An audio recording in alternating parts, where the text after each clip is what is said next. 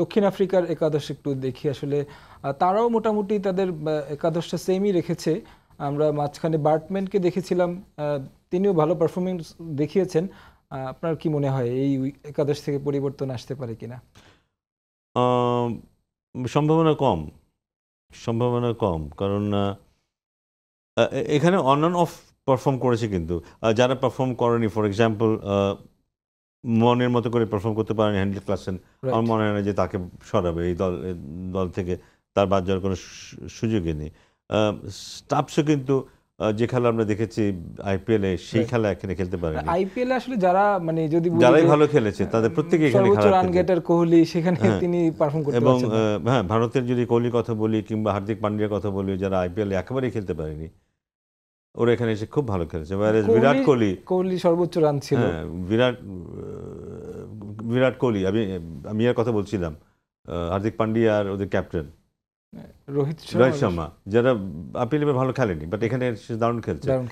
বিরাট কোহলি বলি বা ক্লাসেনের কথা বলি বা স্টাফস বলি, এরা দারুণ খেলেছে কিন্তু ওখানে, কিন্তু এখানে এসে খেলতে পারেনি, কিন্তু খুব স্ট্রেঞ্জ ব্যাপারটা। সো এই ক্রাইসিসটা কিন্তু এখানে আছে। ওরা মার্ক্রামি বলি বা ডেভিড মিলার, হেনরি ক্লাসেন, এরা খেলতে পারেনি। নগদের কাছে সব গ্রাহকই প্রিয়, তাই তো সারা দেশে ক্যাশ আউট চার্জ সবচেয়ে কম।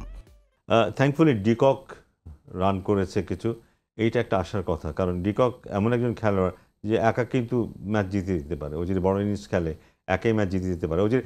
ওদের সমস্যা হচ্ছে যে ওরা ডিপে নিয়ে যেতে পারছে না, ভালো একটা ইনিংস খেলে পার্টনারশিপ করে ডিপে নিয়ে যেতে পারছে না।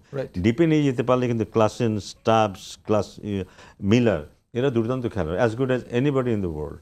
যে কোনো সময় ওরা যে কোনো স্কোর করতে পারে, তো সেই শক্তি ওদের আছে। কিন্তু সেটা যদি হয়, de Kock can B A challenge for India. De Kock যদি ভালো শুরু করে দিতে পারে, কিন্তু সেটা যদি না হয়, আমরা পুরো বিশ্বকাপ জুড়ে দেখেছি ডিকক খুব অল্প রানে আউট হয়ে গেছে, কিন্তু সেটা যদি হয় তাহলে সাউথ আফ্রিকা অনেক চাপে পড়ে যাবে। কিন্তু ভারতের ক্ষেত্রে যদি ভারতের বিরাট কোহলি আউট হয়ে যায়, সেটা কিন্তু বুঝতেই দেয় না অন্য ব্যাটসম্যানরা, কিন্তু সাউথ আফ্রিকার ক্ষেত্রে de Kock will be a vital player.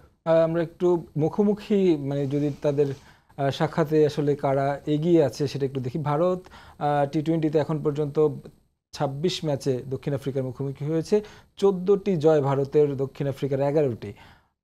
Bharat আসলে মানে এদিক থেকেও কিছুটা এগিয়ে রয়েছে। আর বিশ্বকাপে আসলে তাদের এখন পর্যন্ত মুখোমুখি সাক্ষাৎটা একটু দেখতে চাই। সেখানেও ভারতই আসলে এগিয়ে, 6 ম্যাচের মধ্যে 4টি জয় হচ্ছে ভারতের, দক্ষিণ আফ্রিকার 2টি। আসলে বিশ্বকাপের মতো মঞ্চে, এই ফাইনালের মঞ্চে ভারতের বিপক্ষে প্রথমবার দক্ষিণ আফ্রিকা মুখোমুখি হচ্ছে, এটা প্রেশার হিসেবে কাজ করবে কিনা, যেহেতু তাদের ওই অভিজ্ঞতাটা নেই ফাইনাল ম্যাচ খেলার?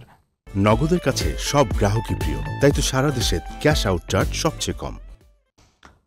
না, প্রেশার তো থাকবেই, মানে এত বড় একটা অর্জন, সেটা একটা সুতোর মধ্যে বাঁধা, সেটা পারবে কি পারবে না, সেই একটা ইয়ে তো থাকবেই।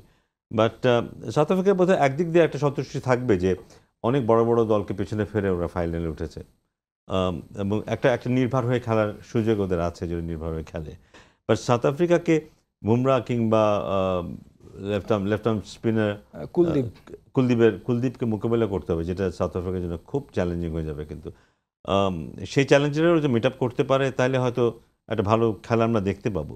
বাট স্ট্যাটিস্টিক্সও বলছে কিন্তু যে Bharat in terms of winning matches এগিয়ে আছে, এবং এই বিশ্বকাপের পারফরমেন্স হিসাব যদি করি, সেখানেও কিন্তু ভারত বেশ এগিয়ে আছে। বাট আনফর্চুনেটলি যেটা হচ্ছে যে ভালো খেলা মানে এই নয় যে আমরা জিতে যাব। ভালো খেলা মানে বিশ্বকাপের ফাইনালে দেখেছি, তার মানে এটা নয় যে জিতে যাব। সো আমি নিশ্চিত যে সাউথ আফ্রিকাতে ওদের যে চরিত্র, খেলোয়াড়দের যে চরিত্র, দলের যে চরিত্র, ওরা কিন্তু এটা মেনে নিতে চাইবে না